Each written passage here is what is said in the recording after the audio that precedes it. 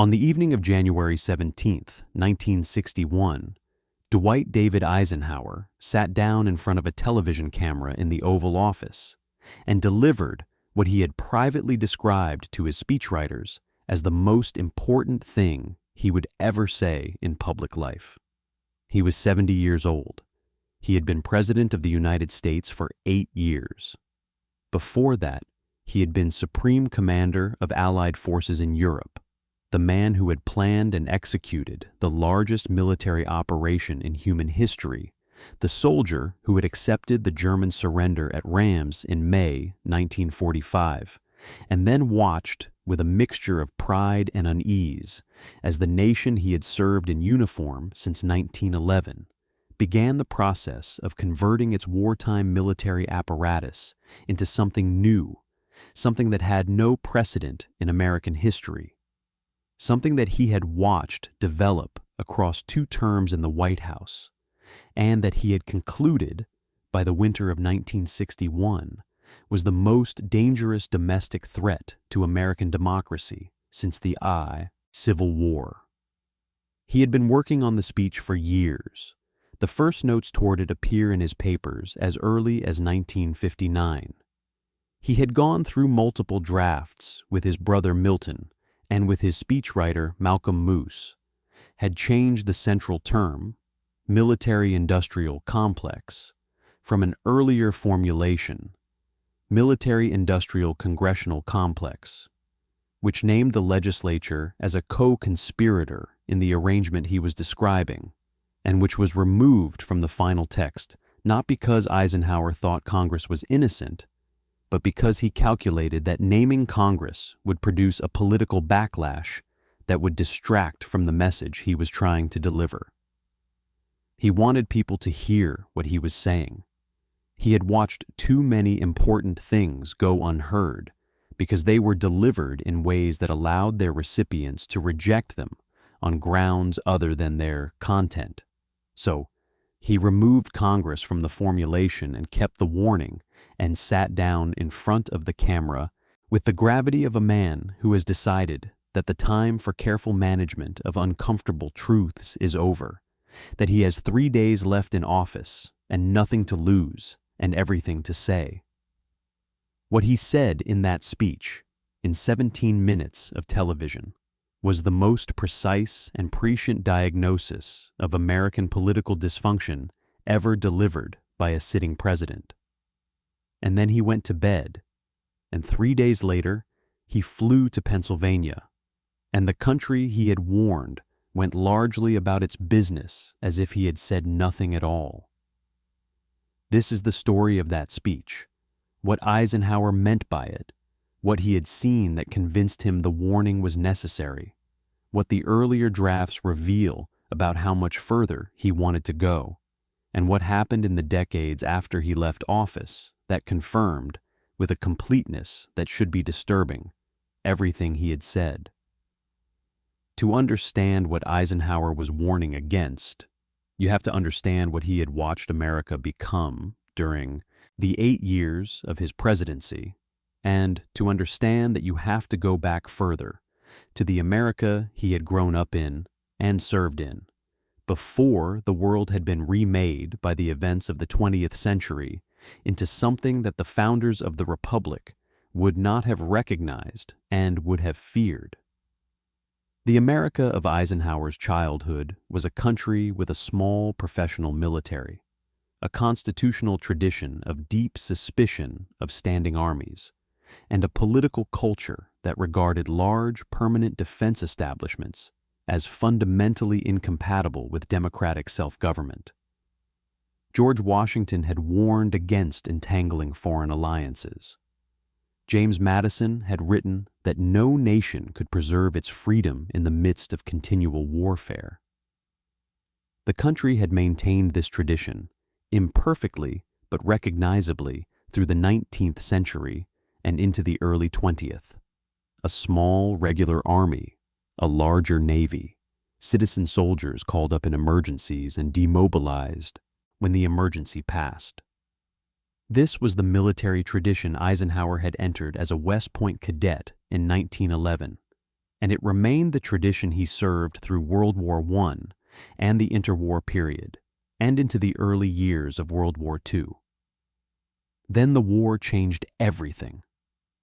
The mobilization of 1940 to 1945 was unlike anything the country had done before.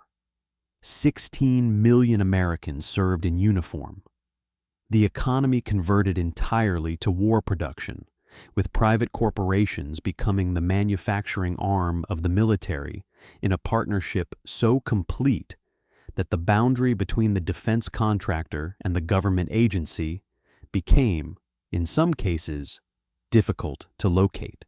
The aircraft companies, the shipbuilders, the steel producers, the electronics firms, they all grew enormously and rapidly on contracts funded by the federal government, and they built relationships with the military officers and the civilian bureaucrats who controlled those contracts, relationships that were professional and personal and financial simultaneously. That created networks of mutual interest and mutual dependence that did not simply dissolve when the shooting stopped in 1945.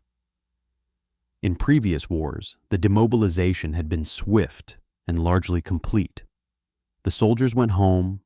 the factories retooled for civilian production, the defense budget shrank, the military shrank, and the country returned to something approximating its pre-war relationship with standing military force. After 1945, the demobilization began and then stopped. The Cold War intervened. The Soviet bomb intervened. Korea intervened. And the extraordinary military-industrial apparatus that the United States had built to fight the Second World War never fully demobilized, because there was always a reason not to, always a threat that required maintaining the capability, always a contract that needed to be continued, always a base that could not be closed, always a weapons program that the military needed and the contractor wanted. And the congressman from the district where the factory was located was going to fight to protect. Eisenhower watched this process from inside it, and what he watched alarmed him in ways that his public face during his presidency did not fully reveal. He was not an opponent of defense spending as such. He had spent his career in the military, and he understood, as few presidents do, the genuine requirements of national security and the genuine consequences of failing to meet them. What alarmed him was not the defense establishment per se, but the way in which the defense establishment had begun to generate its own political gravity, pulling money and attention and decision-making toward itself. Not because the strategic situation required it, but because the institutional interests that had grown up around defense spending required it. He saw this in the defense budget fights of his presidency, in which the military services and their contractor allies consistently argued for spending levels that Eisenhower believed exceeded genuine security requirements and that were driven at least as much by institutional appetite as by strategic necessity. He saw it in the relationships between specific companies and specific military officers and specific congressmen, relationships that operated through a revolving door of personnel moving between the Pentagon and the defense industry, through campaign contributions to members of the Armed Services Committees, through the strategic placement of defense contracts in congressional districts, where the economic impact would create constituencies for continued spending. He saw it in the specific arguments made for specific weapon systems, arguments that always found the threat large enough to require the system being proposed, and always found the system proposed adequate to meet the threat, regardless of whether independent analysis supported either conclusion. He saw it in the military's consistent resistance to his attempts to control defense spending, resistance that was not merely bureaucratic, but was political, conducted through back channels to Congress and to the press,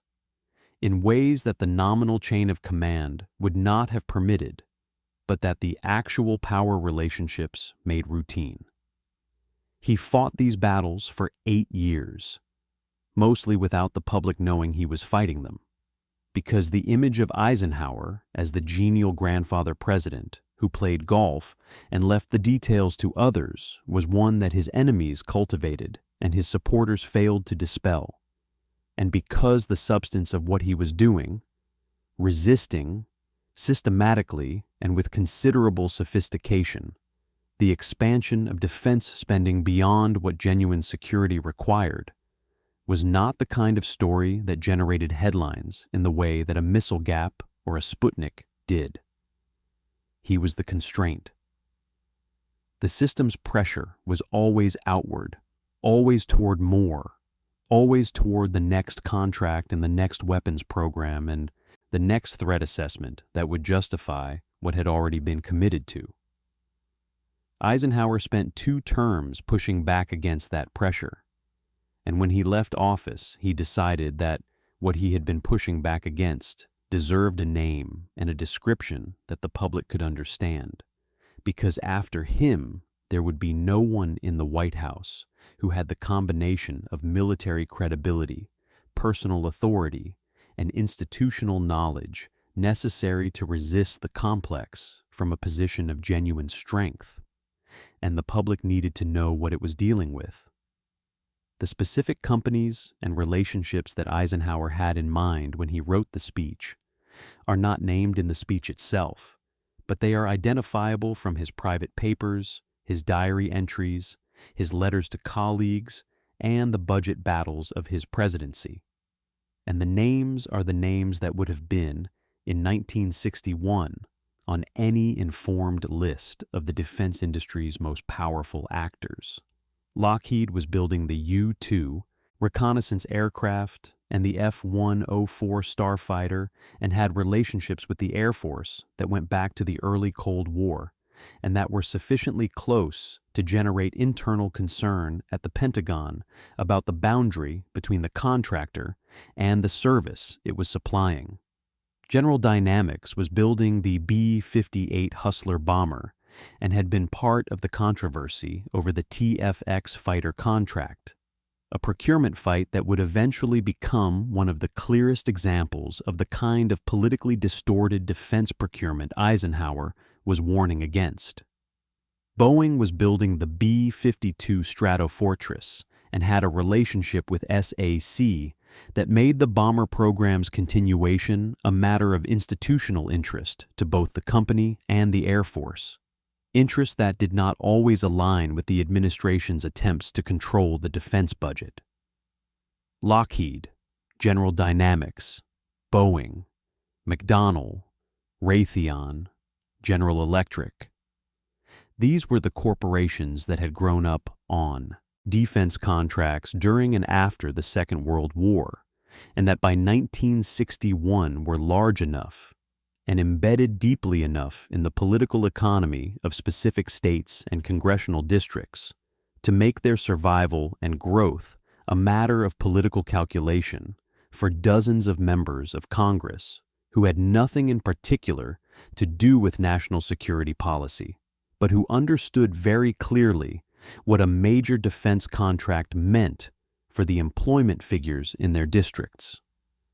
Eisenhower knew these companies. He had dealt with their executives and their lobbyists and their allies in the military services for 8 years. He did not think they were evil. He thought they were doing exactly what large private corporations do, which is pursue their interests in the political arena with every tool available to them, and that the problem was not their behavior, but the absence of countervailing institutional forces capable of ensuring that their interests did not simply become national policy by default. The countervailing force that should have existed was congressional oversight, and it was the failure of that oversight, the capture of the armed services committees by members with strong financial relationships to the defense industry, the revolving door between the Pentagon and the contractors, the systematic distortion of threat assessment by people with institutional interests in finding the threat large. That had convinced Eisenhower that the warning was necessary and that it had to be delivered in the clearest possible terms before he left. The earlier drafts of the farewell address are more revealing than the final speech because they show what Eisenhower originally intended to say and how the political calculation of the final weeks modified that intention. The version of the speech that Eisenhower and his speechwriter Malcolm Moose worked on in the early drafts was not a farewell address in the conventional sense of a valedictory summation of achievements. It was a warning, and in its earliest form, it was a much more specific and much more politically aggressive warning than what was ultimately delivered. The draft that named Congress explicitly described the military-industrial-congressional complex as a system in which the defense industry, the military, and the legislative branch had developed mutually reinforcing relationships that operated to expand defense spending beyond genuine security requirements for reasons that had more to do with the economic and political interests of the participants than with the actual needs of the country. The word congressional was removed because Eisenhower and his advisors concluded that naming Congress would make the speech a partisan political document rather than a presidential warning, would give members of Congress a personal reason to dismiss it,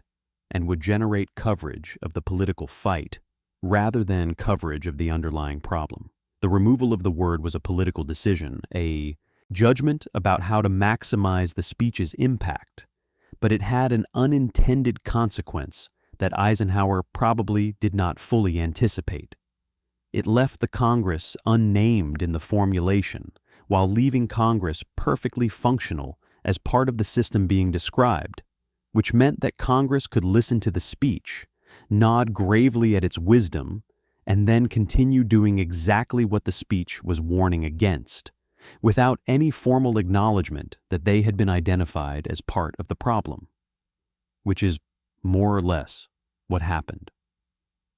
Beyond the congressional question, the earlier drafts also contained more specific language about the relationship between scientific research and military funding,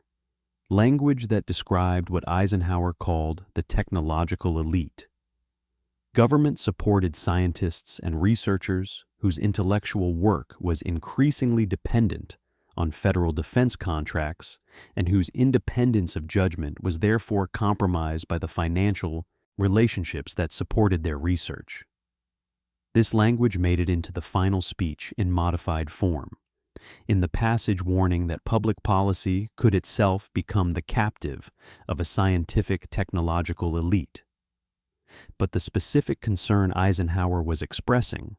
that the universities and research institutions that were supposed to provide independent intellectual scrutiny of government policy were being financially captured by the defense establishment they were supposed to scrutinize, was considerably more pointed in the drafts than in the final delivered text. He was describing, in 1961, a problem that would be documented with considerable specificity by researchers in subsequent decades. The degree to which defense funding of academic research created intellectual environments in which certain questions were easy to fund and certain conclusions were professionally rewarded, and in which the independence that was supposed to make academic expertise valuable as a check on government policy was compromised by the financial relationship that made the research possible.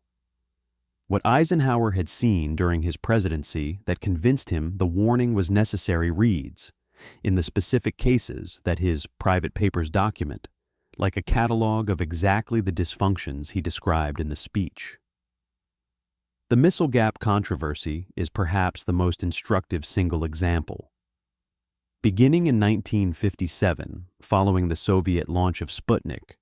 a political and media narrative developed in the United States that claimed the Soviet Union was outpacing America in the development of intercontinental ballistic missiles, and that the United States faced a missile gap that threatened its nuclear deterrent. This narrative was promoted by members of the Senate, particularly Stuart Symington of Missouri, who happened to be a former Secretary of the Air Force with deep relationships in the aviation and defense industry, it was promoted by defense contractors who had obvious institutional interests in the conclusion that American missile programs needed to be expanded and accelerated. It was promoted by Air Force officers who had equally obvious institutional interests in arguing that their service required additional resources to meet the Soviet threat. It was promoted by journalists who found it a compelling story and by think tanks that were financially dependent on defense research contracts and that found threat inflation professionally rewarding.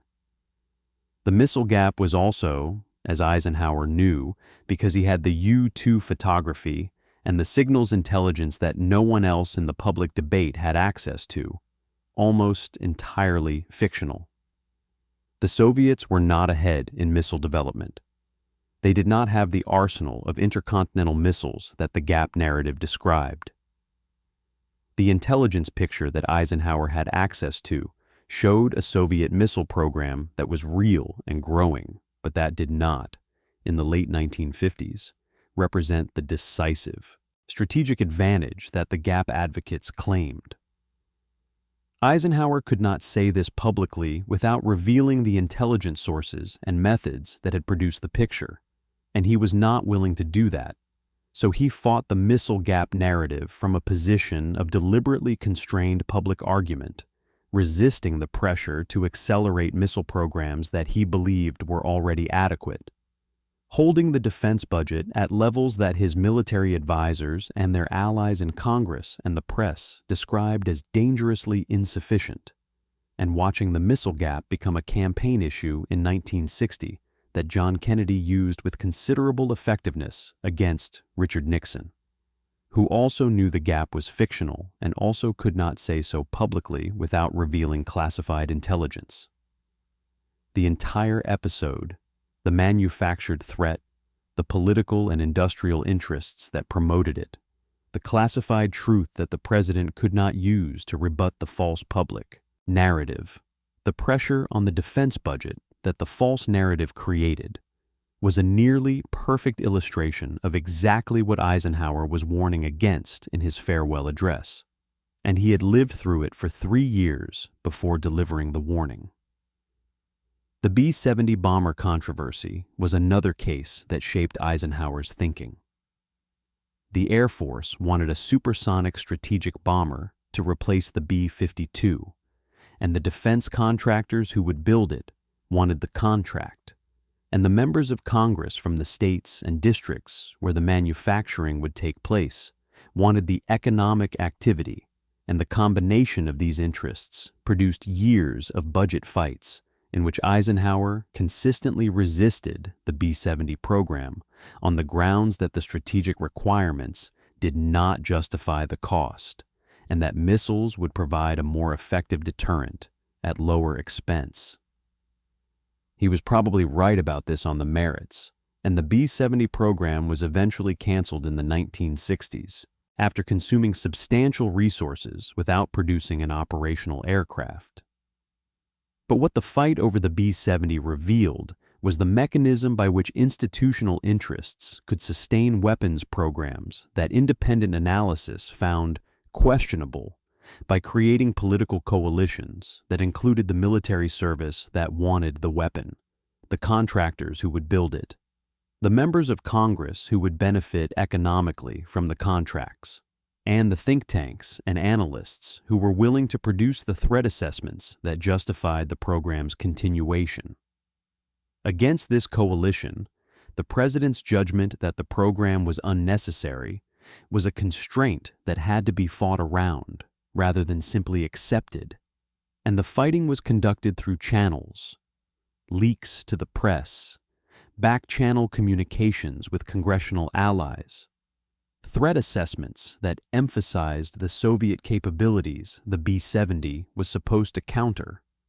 that the formal chain of command did not sanction, but that the actual power relationships made routine.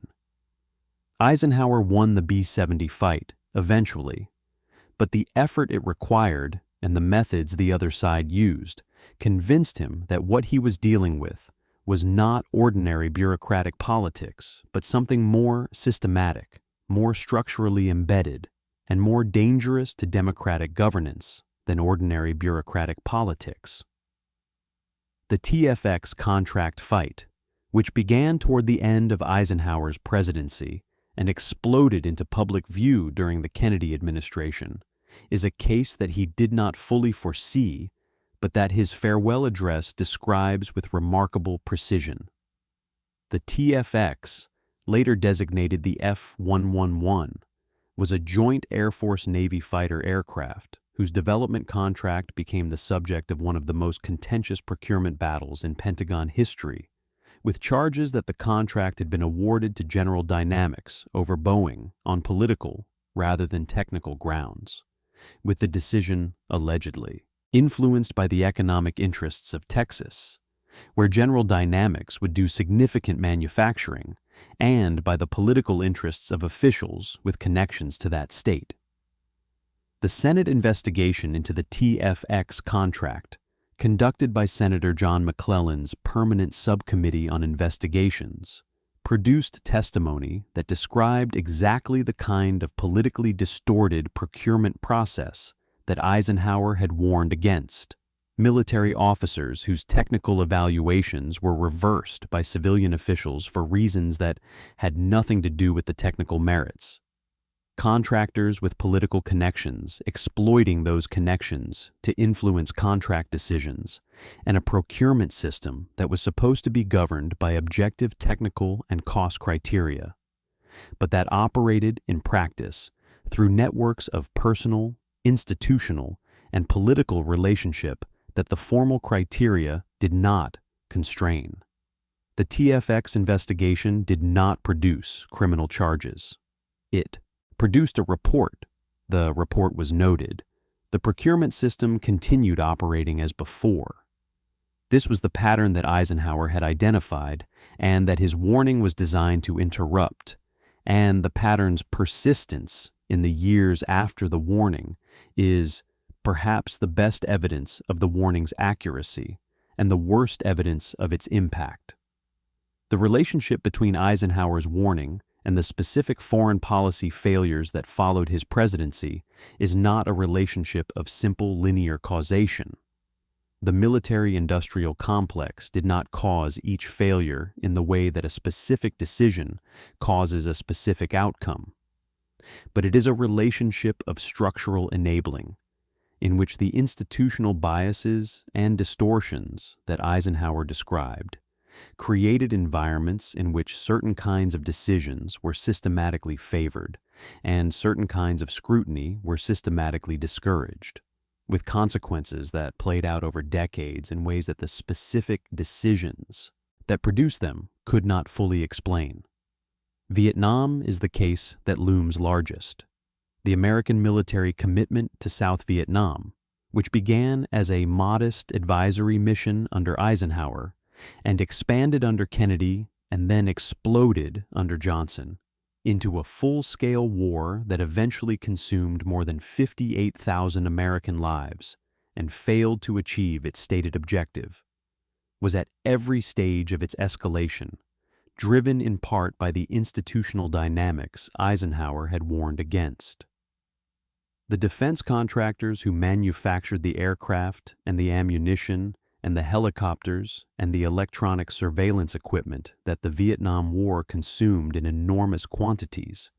had financial interests in the continuation of the conflict that were not identical with the national interest in its successful resolution. The military services that were fighting the war had institutional interests in demonstrating that their particular capabilities were decisive that were not identical with the interest in an honest assessment of what the capabilities could actually achieve. The think tanks and analysts who provided the strategic rationale for escalation were, in many cases, financially dependent on defense research contracts that were easier to maintain in a period of military expansion than in a period of retrenchment. This does not mean that the Vietnam War was fought for the profit of defense contractors. It means that the institutional environment in which the decisions to escalate the war were made was one in which the pressures were consistently in the direction of more rather than less, of continuation rather than reassessment, of optimistic projections that justified the next level of commitment rather than honest evaluations that would have recommended a different course. The Pentagon Papers, the classified history of American decision-making in Vietnam that Daniel Ellsberg leaked to the New York Times in 1971, are in large part a documentation of exactly this, the systematic gap between what the government knew about the war's prospects and what it told the public, sustained across multiple administrations by institutional cultures that rewarded optimistic reporting and penalized honest assessment. Eisenhower had described this gap in advance.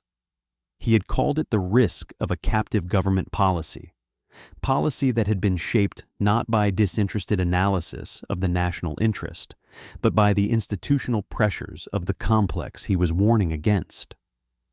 The Iraq War of 2003 is perhaps the most complete subsequent vindication of Eisenhower's warning, because it represents a case where the specific mechanisms he described, threat inflation,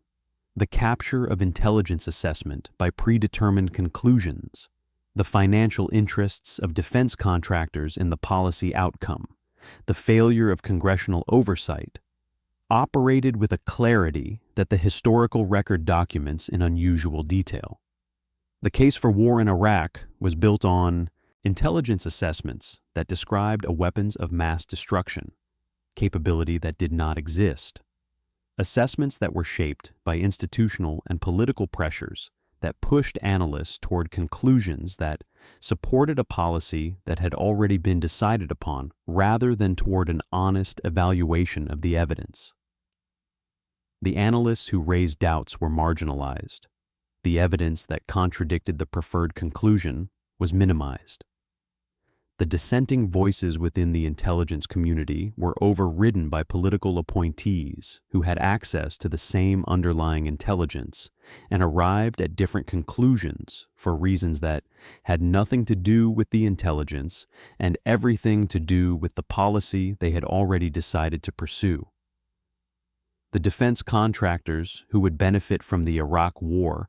the reconstruction contracts, the private military contractors, the weapon systems that would be consumed in the conflict, did not cause the war, but they were part of the institutional environment in which the war was decided upon, and some of the specific individuals most actively involved in making the case for war had financial relationships with those contractors that created conflicts of interest that the formal review process did not adequately address. The reconstruction of Iraq cost American taxpayers more than $60 billion, much of it through contracts with companies that had political connections to the administration that awarded them, and the reconstruction failed, and the failure has never produced the kind of accountability that Eisenhower's framework would have predicted should follow a failure of this magnitude and this cost. The contractors were paid. The officials who made the decisions moved to the private sector. The congressional oversight that should have scrutinized the process of contracting and the results of the reconstruction operated with a thoroughness that was consistently inadequate to the scale of the failure. This is the pattern that Eisenhower described. It is repeated with variations in Afghanistan, in Libya, in the specific weapons procurement failures that the Government Accountability Office documents in its annual reports on programs that have exceeded their cost estimates by percentages that, in any other domain of government spending, would produce criminal investigations rather than supplemental appropriations. The defense budget numbers tell a part of the story that the specific cases cannot fully convey. When Eisenhower delivered his farewell address in January 1961, the United States was spending approximately $47 billion per year on defense. This was, by historical standards, an extraordinary peacetime defense budget, and it was one that Eisenhower had fought constantly to hold at this level against pressures from the military and its allies in Congress and industry to spend considerably more. In the decades that followed, the defense budget grew in inflation-adjusted terms, substantially and consistently, with the exception of the period of retrenchment following Vietnam and the brief reductions of the early 1990s following the end of the Cold War. By the time the Cold War ended in 1991, the United States had spent something on the order of $10 trillion in current dollars on defense over the preceding 3 decades, a sum so large as to be essentially meaningless as a number and comprehensible only in terms of what it represented: the permanent mobilization of a significant fraction of the American economy in the service of a military establishment that had become, as Eisenhower predicted it would become, sufficiently embedded in the political economy of the country to resist the pressures that had always previously brought military spending back toward historically normal levels after the emergency that justified the mobilization had passed. The Cold War ended. The emergency passed. The defense budget declined for a few years and then began rising again, sustained by new threats that required new weapon systems and new commitments and new contractors and new members of Congress with new districts where the manufacturing was happening and new institutional interests in maintaining the level of spending that the system had come to regard as normal. By 2023, the United States defense budget exceeded $850 billion, more than the combined defense spending of the next 10 nations, in a world where the specific threat that had justified the original military-industrial mobilization had ceased to exist for more than 30 years. Eisenhower did not predict this number. He predicted the mechanism that would produce it, and the mechanism he predicted is the mechanism that produced it, and the mechanism is still running. The scientists and universities that Eisenhower warned about in the less discussed section of his farewell address, the warning about the scientific technological elite and the capture of academic inquiry by defense funding, have also, in the decades since the speech, validated his concern in ways that the academic community has been intermittently willing to acknowledge and persistently reluctant to fully confront. The growth of defense-funded research in American universities during the Cold War was enormous, and it shaped the intellectual landscape of American scientific and social scientific inquiry in ways that are difficult to fully disentangle from the parallel development of those fields on their own terms. The social scientists who worked on counterinsurgency doctrine during the Vietnam era, the scholars who developed the Strategic Hamlets program and the pacification strategies that failed at enormous cost, were often working within frameworks funded by defense agencies that had institutional interests in the kinds of conclusions those frameworks produced. The economists who developed the formal models of deterrence that shaped Cold War nuclear strategy were often funded by the Rand Corporation and similar institutions that existed in a complex financial relationship with the defense establishment they were analyzing. This does not mean that their work was without value or that the funding determined the conclusions in a simple or uniform way. It means that the intellectual environment in which the work was done was shaped by financial relationships that created pressures towards certain research questions, certain methodological assumptions, certain policy conclusions, that were not identical with the pressures that would have existed in a fully independent intellectual environment. Eisenhower described this as the risk that public policy could become captive to a scientific, technological elite, and the specific cases that have subsequently been documented suggest that the risk was real, and that it materialized in ways that had policy consequences, not because the scientists were corrupt, but because the system of funding created intellectual environments in which certain kinds of honesty were professionally costly and certain kinds of optimism were professionally rewarded. And scientists are human beings who respond to professional incentives in the way that all human beings respond to the incentives of the environments they inhabit.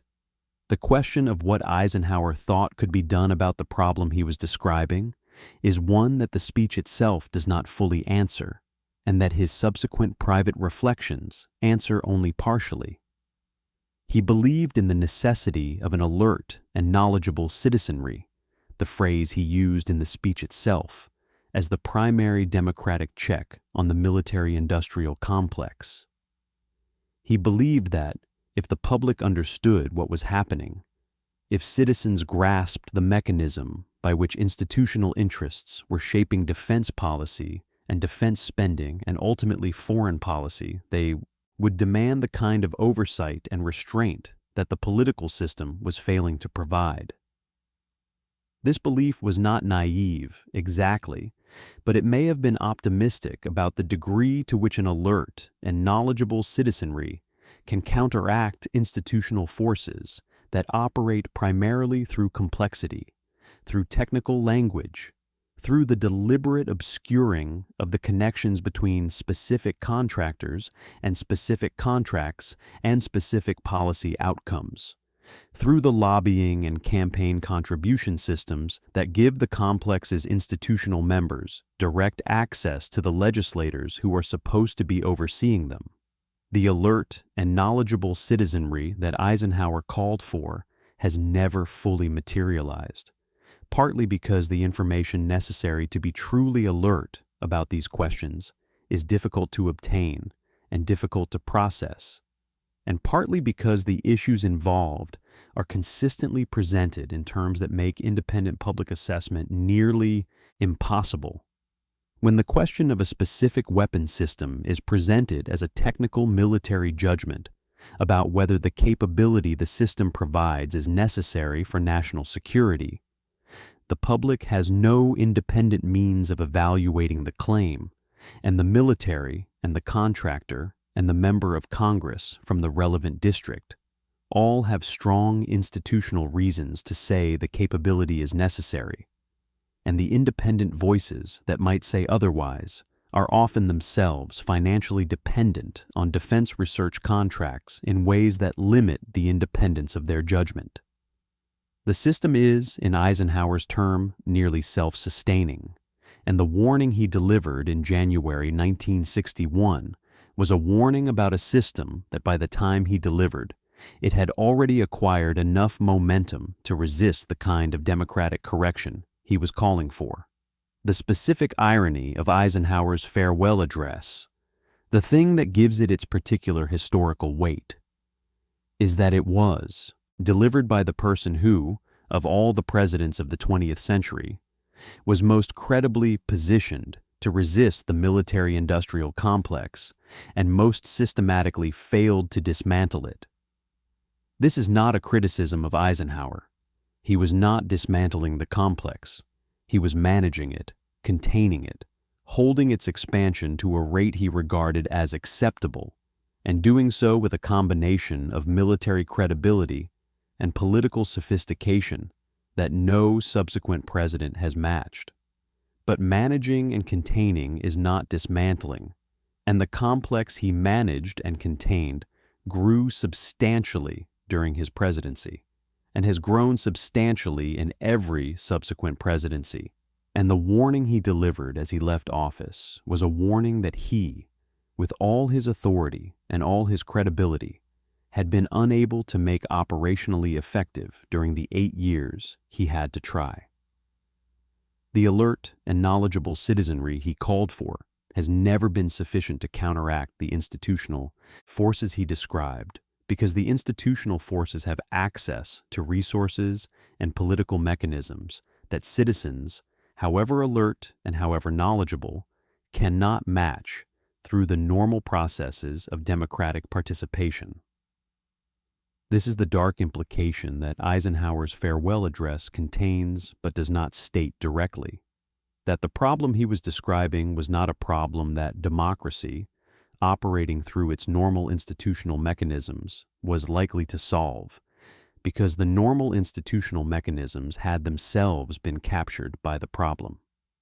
He called for democratic correction of a system that had compromised the institutions through which democratic correction was supposed to operate.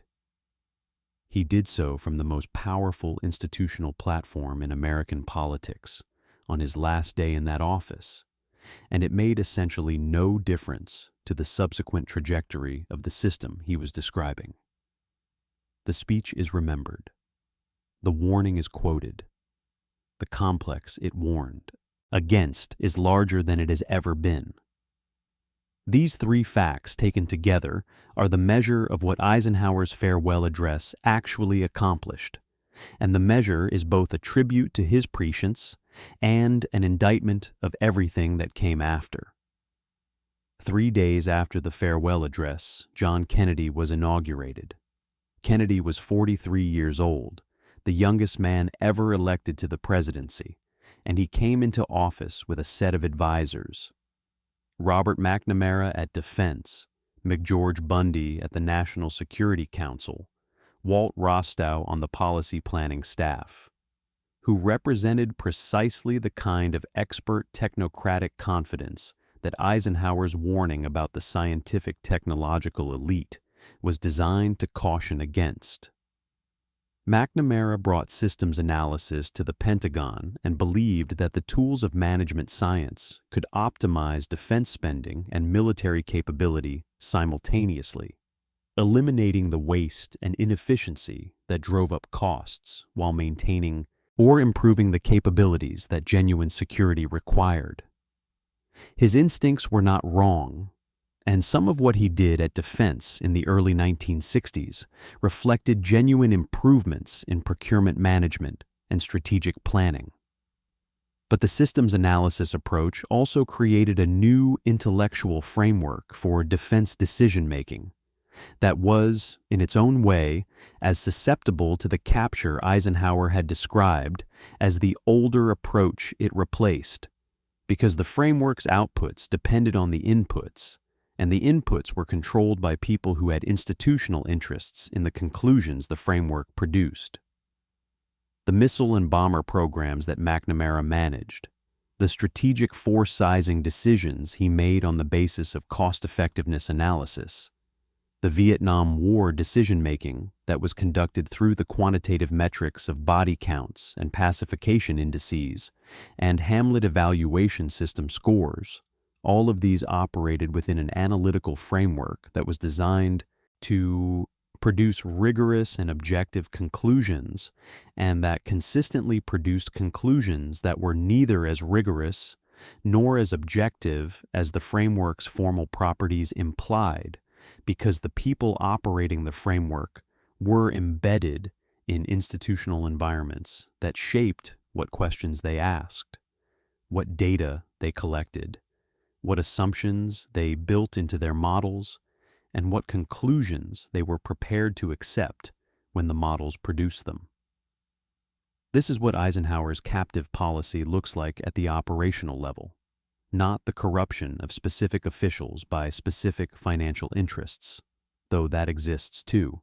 but the systematic shaping of analytical frameworks by institutional environments that reward certain conclusions and punish others in ways that are largely invisible to the people inside the framework, because the framework itself defines what counts as rigorous and objective analysis. Eisenhower had seen this from the outside, from the position of a president fighting against the outputs of institutional processes he could not fully control. He had described what he saw with remarkable precision. The system he described went on, after he left, to produce Vietnam and Iraq and Afghanistan and the annual weapons cost overruns and the defense budget that has never returned to anything resembling the level that Eisenhower, with all his military credibility, considered adequate. The warning is on the record. The record of what followed the warning is equally on the record. Reading them together is the most important exercise in American political education available, and it is an exercise that the educational system, the political system, and the media system have consistently failed to make as central to public understanding as its importance demands. Eisenhower died in March 1969, 8 years after the farewell address, having lived long enough to see the early years of the Vietnam War's escalation, but not long enough to see its conclusion. He had supported the war publicly in his retirement, out of the partisan loyalty and the military discipline that were both deep parts of his character. But his private correspondence from the mid-1960s suggests a man who watched the escalation with the unease of someone who recognized in it the exact dynamic his farewell address had described, and who knew, with the particular clarity of hindsight combined with prescience, that he had failed to prevent something that he had accurately predicted. The farewell address is not remembered the way it should be remembered, as a specific and technically precise warning about a specific and technically describable institutional problem, but rather as a vague gesture toward the idea that big institutions are complicated and power tends to accumulate. A reading that is so general as to be useless. The speech was not vague. It was specific. It named a mechanism. It described how the mechanism worked. It identified the specific institutional actors, the military services, the defense contractors, the congressional committees, the research institutions, whose interactions produced the outcomes it was warning against. And it delivered that specific description from the most credible possible source. A man who had spent his entire adult life inside the military and had spent 8 years watching the complex operate from the Oval Office. The vagueness with which the speech is remembered is itself a product of the dynamic it describes. A system that has every institutional incentive to be understood in terms general enough to be unactionable, and every institutional incentive to resist the specific, technically precise understanding that would make it possible to act. Eisenhower gave the country the specific, technically precise understanding it needed. The country received it, noted it, quoted it, named buildings and research institutes after its author, and then continued for 63 years and counting, doing exactly what the speech warned it against.